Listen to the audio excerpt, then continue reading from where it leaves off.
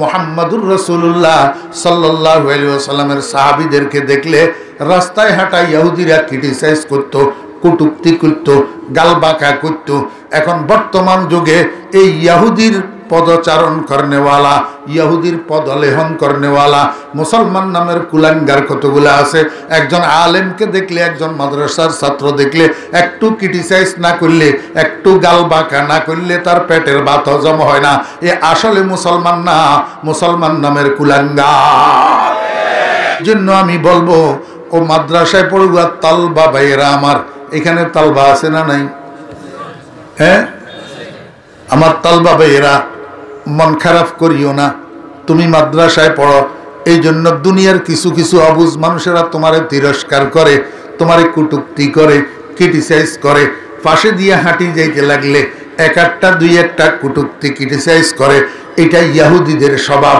মুহাম্মাদুর রাসূলুল্লাহ সাল্লাল্লাহু আলাইহি ওয়াসাল্লামের সাহাবীদেরকে দেখলে রাস্তায় হাঁটা ইহুদিরা ক্রিটিসাইজ করত, কটূক্তি করত, গালবাঁকা করত। এখন বর্তমান যুগে এই ইহুদির পদচারণ করনেওয়ালা, ইহুদির পদলেহন করনেওয়ালা মুসলমান নামের কুলাঙ্গার কতগুলো আছে। একজন আলেমকে দেখলে, একজন মাদ্রাসার ছাত্র দেখলে একটু ক্রিটিসাইজ না করলে, একটু গালবাঁকা না করলে তার পেটের ভাত হজম হয় না। এ আসলে মুসলমান না, মুসলমান নামের কুলাঙ্গার। মুসলমান নামের কি কুলাঙ্গার? যতই ক্রিটিসাইজ করুক আমার ছোট ভাইয়েরা, মাদ্রাসার ছাত্ররা, নিজেকে ছোট মনে করবে না, মন খারাপ করবে না, এহসাসে কমতরির শিকার হইবে না, হীনমন্যতার শিকার হইবে না।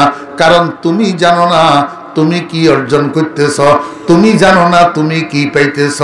যেই জিনিসটা তুমি পাইতেছ, যেই জিনিসটা অর্জন করতেছ, এর চেয়ে দামি জিনিস পৃথিবীতে আর নাই। সেই জিনিসটার নাম হলো ইলম। সেই জিনিসটার নাম কি? ইলম। এর চেয়ে দামি জিনিস আর কিচ্ছু নাই। আল্লাহু আকবার।